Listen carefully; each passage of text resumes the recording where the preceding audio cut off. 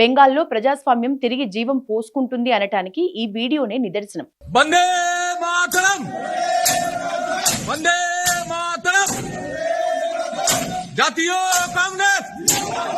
పైన వీడియోలో కనిపిస్తున్న భవనం బెంగాల్లోని జంగీపూర్ కాంగ్రెస్ పార్టీది. 2011లో టీఎంసీ అధికారంలోకి వచ్చిన తర్వాత టీఎంసీ నాయకులు ఆ ఆఫీస్ ని కబ్జా చేసి టీఎంసీ ఆఫీస్ గా బోర్డు పెట్టుకున్నారు. దాదాపు 15 ఏళ్ల పాటు తమ గుప్పిట్లో పెట్టుకున్న టీఎంసీ లీడర్లు నిన్న అసెంబ్లీలో ఓడిన తర్వాత అక్కడి నుంచి వెళ్లిపోయారు.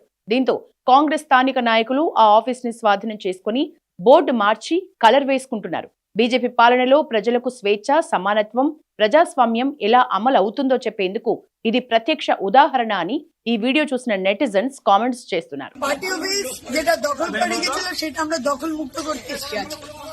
আজকে এখানে আমাদের পার্টি অফিস দখল মুক্ত হতে যাচ্ছে। আমাদের বহুদিনের দখল করা পুরনো পার্টি অফিস কংগ্রেস কার্যালয় আজকে পূজা রায়চৌধুরীর নেতৃত্বে আমরা দখল করলাম।